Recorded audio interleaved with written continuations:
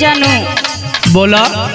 सुना हमके बहुत लेट हो गईल बा, घरे सब लोग खोजत होई। हाँ हाँ हाई हमार फोटो ला, अगर तोहके हमारी याद सताई त ई फोटो से अपन दिल के समझा लिह। अच्छा अगर तोहके बोले बतियावे के मन करी तो हमरे सखी से जाके फोन करके चाहे सामने मिल के बतिया लिह। सुना सुनावा। जातानी ससुरा सुनाए यार दिल के अपना समझा लिह।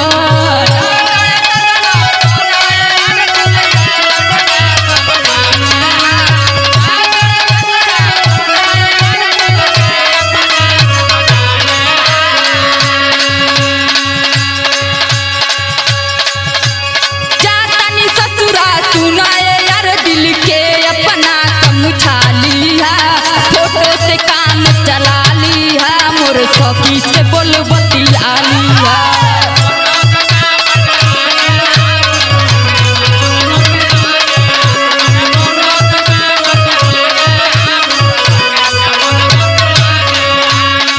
सुना। हाँ जाता रू। हाँ जाता रू तो जा, लेकिन हमारे एगो काम तो कर दो। कौन काम हो? सुना। सुनाओ। चालू ससुरवा भइल का खसुरवा हमारा से बतला के जा।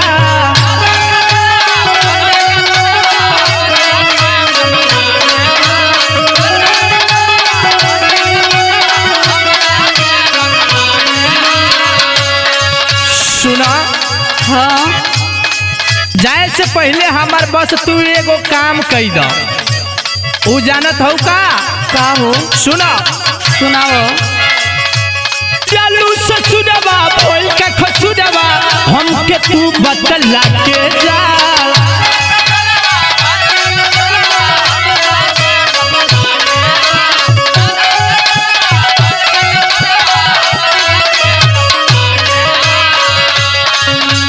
मड़वा में बैठे से पहले अपना हाथ से जहर पिया दी हो।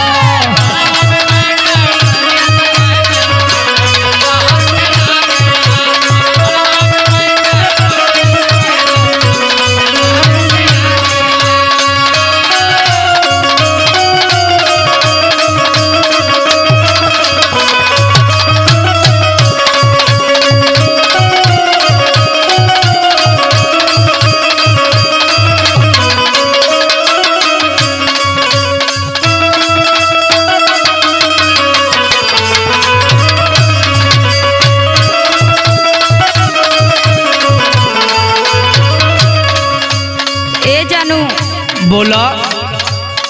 ई तो बड़ी बड़ी यार बात कह देनी। हमहू तो से उतना ही प्यार करी ना जितना कि तू करेला।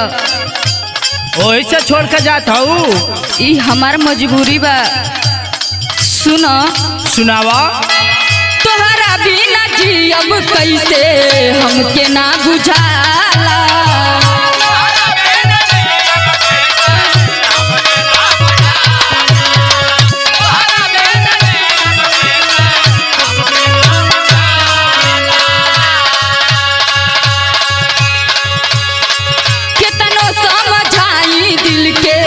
दिलवा ना भुलाला।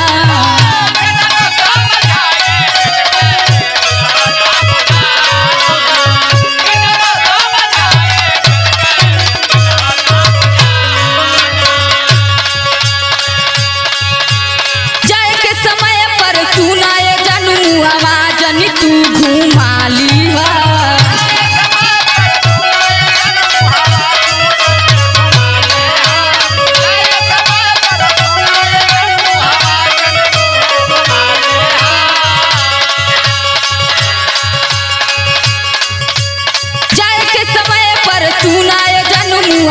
जन तू घुमा लिहा, फोटो से काम चला लिहा, मोर सखी से बोल बतिया लिहा।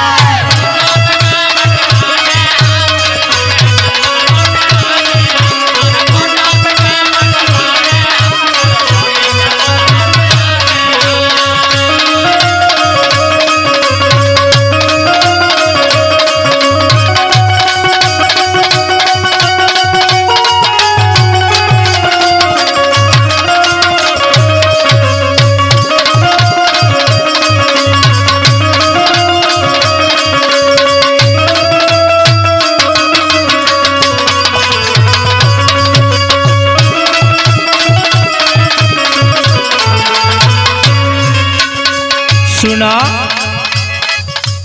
हाँ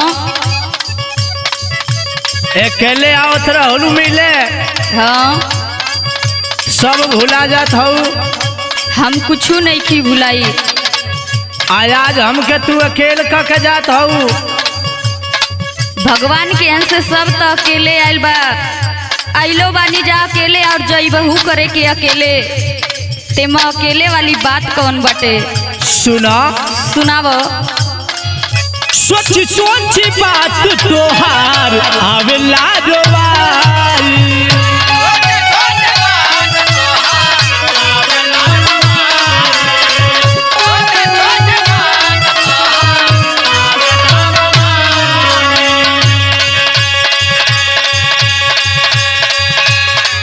कितना भूल चाहिए धनिया भूल नहीं पाई।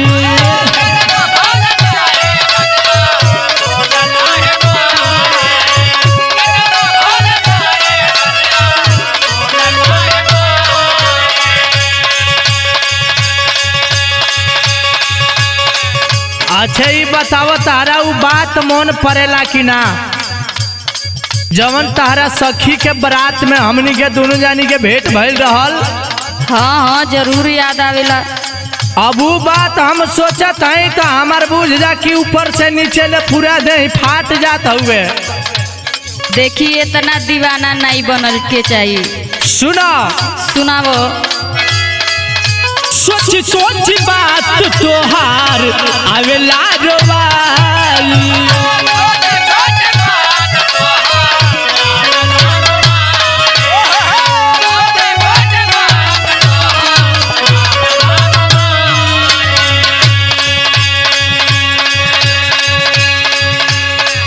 कितना भूल चाहिए धनिया भूल नहीं पाई।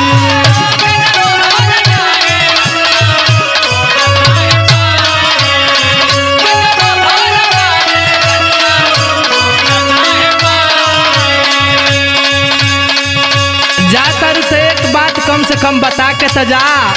कवन बात हो? कबले यही पूरा जुले तारी से ही बतिया बता के जा।